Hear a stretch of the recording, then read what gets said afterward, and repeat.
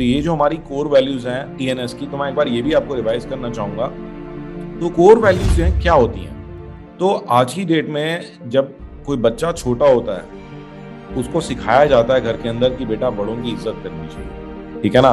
तो कोई बड़ा आपसे बात कर रहा है तो आप करके बात करो, ठीक है। कल को आप अगर पेरेंट्स की तरह आप नहीं भी हो अवेलेबल, तो भी बच्चा कहीं भी जाएगा तो वो अच्छे से अच्छे गुण उसको देंगे आप, तो गुण मान लीजिए अच्छे, तो गुण हो गए, कोर वैल्यूज हो गई। कल को आप सब जगह अवेलेबल नहीं है, जब वो कॉलेज जा रहा है, किस तरह के दोस्त बना रहा है, किस तरह के काम कर रहा है, ठीक है, तो आप उसे बताते हो कि बेटा ये सही है, ये गलत है। इसी प्रकार से कंपनी की कोर वैल्यूज होती हैं जो कि बताती हैं कि क्या अच्छा है और क्या बुरा है, ताकि अगर कल को कोई नहीं भी अवेलेबल है आपको हेल्प करने के लिए, तब भी आप डिसाइड कर सको कि क्या सही है, क्या डिसीजन लेना सही रहेगा इस सिचुएशन में। तो उसके अंदर में जो हमारी कोर वैल्यूज हैं, पहली कोर वैल्यू है टीम वर्क। तो टीम का फुल फॉर्म किसी को पता है? टुगेदर एवरीवन अचीव्स मोर। ये हमारी सबसे पहली कोर वैल्यू है कि टुगेदर एवरीवन अचीव मोर। हमने कंपनी बनाई क्यों?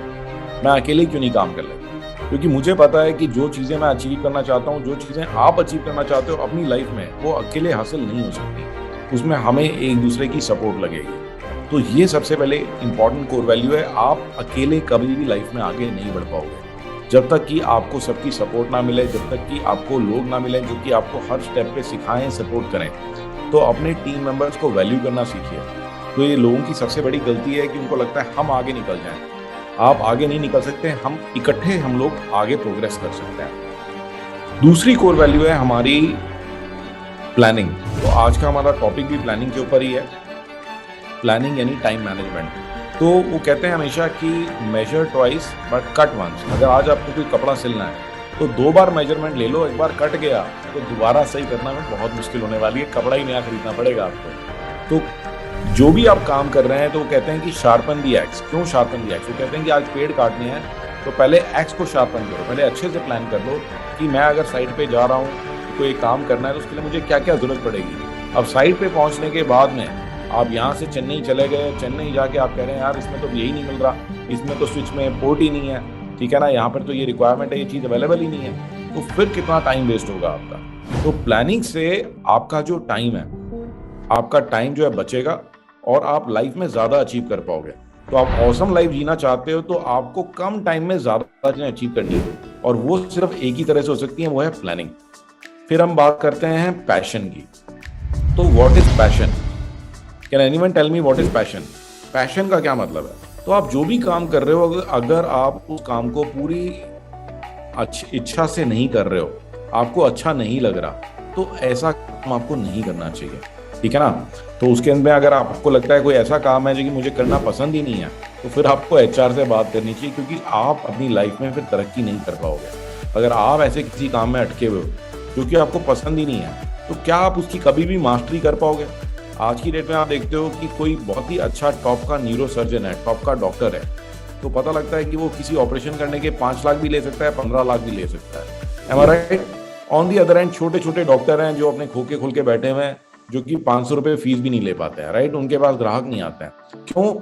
क्यों ऐसा होता है? क्योंकि जो डॉक्टर पैशनेट है, जिसको सब लोग मानते हैं, उसकी एक्सपर्टीज है, वो रात को खाली नहीं बैठता, वो किताबें पढ़ता है, रिसर्च करता है, अपनी नॉलेज को आगे बढ़ाता है। तो किसी भी फील्ड में आगे बढ़ने के लिए बहुत जरूरी है पैशन। फिर हम बात करते हैं डिपेंडेबिलिटी की। तो हमने अपनी कंपनी में देखा कि भी सबसे बड़ी दिक्कत क्या है, सबसे बड़ी प्रॉब्लम क्या है। तो प्रॉब्लम ये निकल के आई कि भी हमारे को काम के लिए बार बार एक दूसरे को रिमाइंड कराना पड़ता है।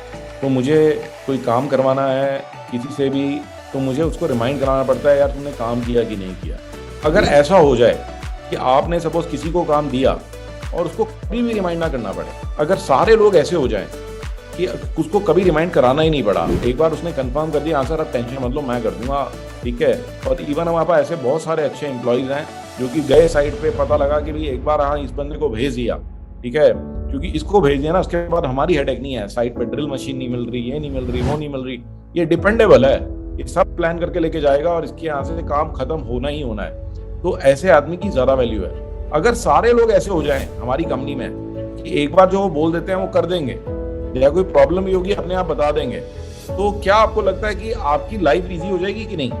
What do you think? आपका टाइम कम लगेगा, जो आपको दिक्कतें आती हैं ऑफिस के अंदर वो दिक्कतें कम हो जाएंगी। तो दैट इज डिपेंडेबिलिटी। और हम एक और बात करते हैं, वो है इनोवेशन। तो व्हाट इज इनोवेशन? तो जैसे मैंने आपसे बात करी नोकिया की, कोडैक की, फेसबुक की, इंस्टाग्राम की, व्हाट्सएप की, तो ये किस चीज का नतीजा है? ये इनोवेशन। तो अगर आप अपने करियर में, अपनी लाइफ में आगे बढ़ना चाहते हो तो टाइम के साथ साथ बदलना पड़ेगा, ठीक है ना?